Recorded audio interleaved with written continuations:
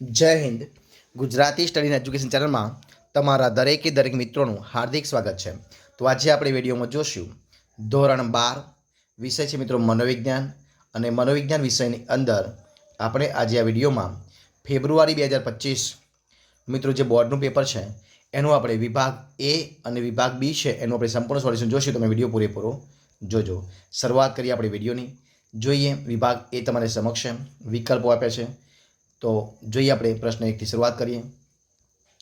તો કે ત્વચા કેટલા પ્રકારના સંવેદનોનો અનુભવ થાય છે? ત્વચા દ્વારા કેટલા પ્રકારના સંવેદનોનો અનુભવ થાય છે? 3, 9, 2 કે 4? તો જવાબ શું આવશે? Option D 4.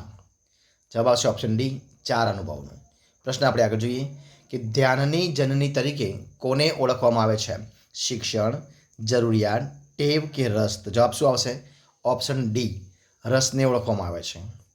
પ્રશ્ન આપણે આગળ જોઈએ. તો પ્રશ્ન આપ્યો છે કે થોર્નડાઇકના બિલાડી પરના પ્રયોગમાં બિલાડીને કેટલા પ્રયત્ને શિક્ષણ મળ્યું હતું? 6, 24, 12 કે 18? તો જવાબ શું આવશે? Option B 24 પ્રયત્ને. ઓપ્શન બી જવાબ. એના પછી અનુભવ અને મહાવરાને કારણે વર્તનમાં થતા સાપેક્ષ કાયમી પરિવર્તનને શું કહેવાય છે? સંવેદન, ધ્યાન, શિક્ષણ કે પ્રત્યક્ષીકરણ? તો જવાબ શું આવશે? ઓપ્શન સી શિક્ષણ. પ્રશ્ન આપણે આગળ જોઈએ કે બુદ્ધિ અંગેનો ત્રિપરિમાણાત્મક સિદ્ધાંત કોણે દર્શાવ્યો છે? થર્સ્ટન, ગિલફર્ડ, સ્પીયરમેન કે ગાર્ડનર? તો જવાબ આવશે પાંચમામાં ઓપ્શન બી ગિલફર્ડે. પ્રશ્ન આપણે આગળ જોઈએ કે માનસિક પડકાર રૂપ ધરાવતી વ્યક્તિનો બુદ્ધિઆંક કેટલો હોય છે?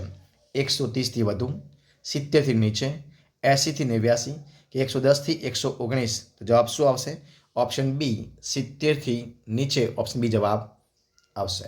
પ્રશ્ન આપણે આગળ જોઈએ કે માનવીના મનમાં રૂઢ થયેલા ખોટા ખ્યાલોને શું કહે છે? મનોવલણ, અભિસંધાન, પૂર્વગ્રહ કે સામાજિકરણ?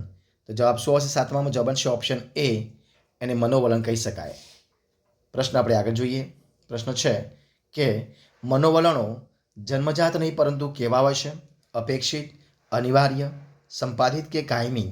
તો આઠમા જવાબ છે ઓપ્શન સી સંપાદિત. કેવા છે? ઓપ્શન સી જવાબ સંપાદિત. આંતરિક સહજ પ્રતિક્રિયા કઈ છે?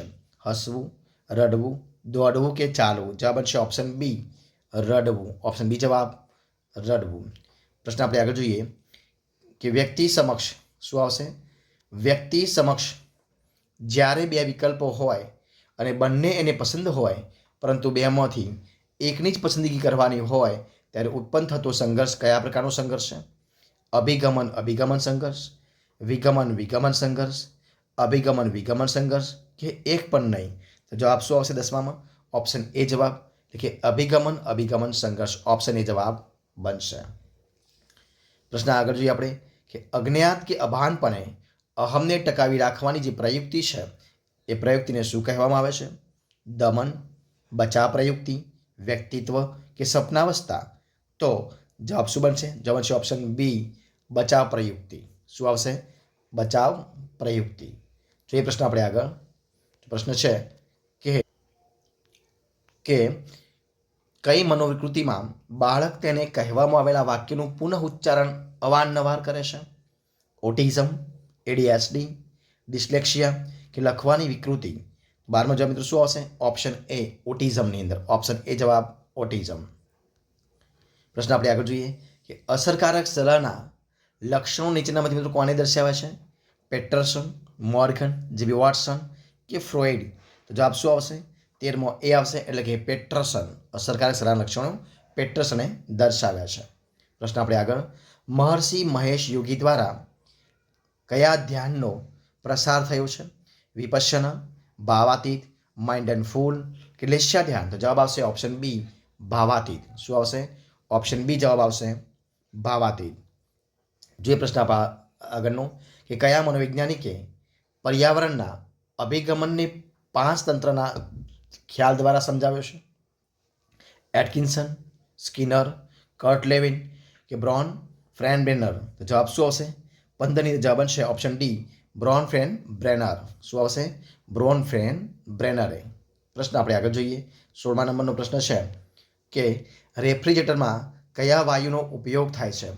ઓક્સિજન, કાર્બન ડાયોક્સાઇડ, ક્લોરોફ્લોરોકાર્બન કે નાઇટ્રોજન? જવાબ શું આવશે? Option C, chlorofluorocarbon. Option C જવાબ. પ્રશ્ન આપણે આગળ જોઈએ કે જેમાં એક જ વ્યક્તિ વ્યવસ્થાપક અને માલિક બંને હોય તેવી સંરચના એટલે શું? તો અમલદારશાહી સંરચના, સરળ સંરચના, સમચોરસી સંરચના કે જટિલ સંરચના? તો જવાબ શું બનશે? 17મો જવાબ બનશે ઓપ્શન બી, સરળ સંરચના. ઓપ્શન બી જવાબ આવશે, સરળ સંરચના. જે પ્રશ્ન આપણે આગળનો કે કર્મચારીની પસંદગી માટેના પદ્ધતિઓમાં નીચેનામાંથી કોનો સમાવેશ થતો નથી? તો અરજીપત્રક, મુલાકાત, લાગવક કે ભલામણ કે લેખિત કસોટી? તો જવાબ 18માં શું આવશે? ઓપ્શન સી, લાગવક કે ભલામણ. ઓપ્શન સી જવાબ. જો પ્રશ્ન આપણે આગળ જોઈએ કે નીચેનામાંથી કયો અનુભવ વિધાયક વ્યક્તિત્વલક્ષી અનુભવ નથી? અહીંયા નથી પૂછ્યું છે, તો કયો નથી? આનંદ, સંતોષ, હતાશા કે આશા અને આશાવાદ? તો જવાબ શું આવશે? ઓપ્શન સી, હતાશા એ નથી. બાકી આનંદ, સંતોષ, આશા અને આશાવાદ છે. જવાબ શું બનશે? Option C. શા માટે નથી પૂછ્યું છે? એટલા માટે. જોઈએ પ્રશ્ન આપણે 20મા નંબરનો. તો શું છે પ્રશ્ન છે કે બિન શાબ્દિક સંકેતોને પારખવામાં કોણ વધુ કુશળ જોવા મળે છે? સ્ત્રીઓ, પુરુષો, બંને સરખા કુશળ જોવા મળે છે કે કંઈ ન કહી શકાય? તો જવાબ આવશે ઓપ્શન એ, સ્ત્રીઓ વધારે કુશળ જોવા મળે છે. ઓપ્શન એ જવાબ. વિભાગ બી જોઈએ આપણે. એક વાક્યમાં ઉત્તર છે. તો સામાન્ય રીતે મનુષ્ય કેટલા CPS સુધીની કંપન સંખ્યાવાળો અવાજ સાંભળી શકે છે? તો 20થી કેટલા મિત્રો? 20થી 20,000 કેટલા? 20,000 CPS એટલે કે હર્ટ્ઝ સુધી, સેકન્ડ પર સેકન્ડ. એના પછી જોઈએ આપણે 22મો પ્રશ્ન કે પાવલોએ કયા પ્રાણી પર પ્રયોગ કર્યો હતો? તો કૂતરા પર મિત્રો. કોના પર? કૂતરા પર. કોના પર? તો કૂતરા પર. એના પછી વ્યક્તિગત બુદ્ધિ કસોટી મિત્રો કોને કહી શકાય? તો કોને કહી શકાય? તો કે એક જ સમયે એક સાથે એક જ વ્યક્તિને આપી શકાય તેવી કસોટીને વ્યક્તિગત કસોટી કહી શકાય છે. જોઈએ ફરીથી. એક જ સમયે એક જ સાથે એક જ વ્યક્તિને આપી શકાય તેવી કસોટીને વ્યક્તિગત કસોટી કહેવામાં આવે છે. એના પછી સમૂહ માધ્યમના સાધનોનું નામ કયા કયા છે? તો જોઈ લેજો. વર્તમાનપત્રો, television, mobile, WhatsApp, Facebook, Google, Twitter વગેરે આપણે લખી શકીએ. ઇજનેરી વિદ્યામાં ટ્રેસ શબ્દનો અર્થ શું થશે? તો મિત્રો ઇજનેરી વિદ્યામાં ટ્રેસ શબ્દનો અર્થ થશે ભૌતિક પદાર્થ પર લગાડેલ લાભા બળ. કયું આવશે?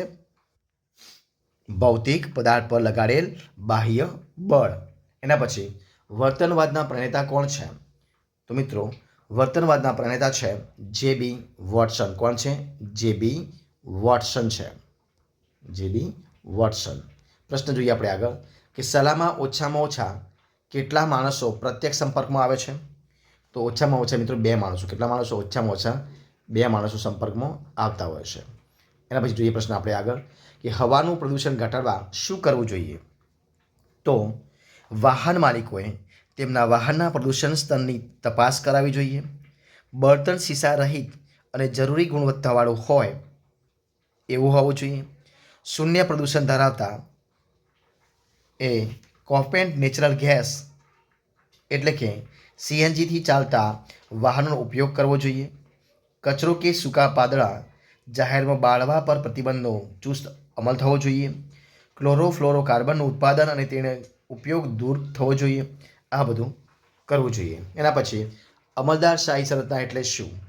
તો જે સંસ્થાની કામગીરી કાયદાઓ અને નિયમાનુસાર ઔપચારિક માળખાની અંદર કાર્ય વિશિષ્ટકરણ મુજબ ચાલતી હોય તેને અમલદારશાહી સંરચના કહેવામાં આવે છે.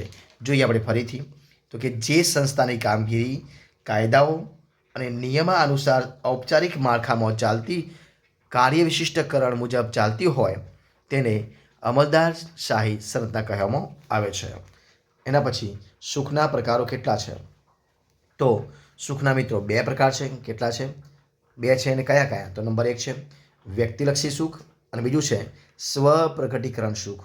કયું છે? નંબર 1 છે વ્યક્તિલક્ષી સુખ અને બીજું છે સ્વપ્રગટીકરણ સુખ.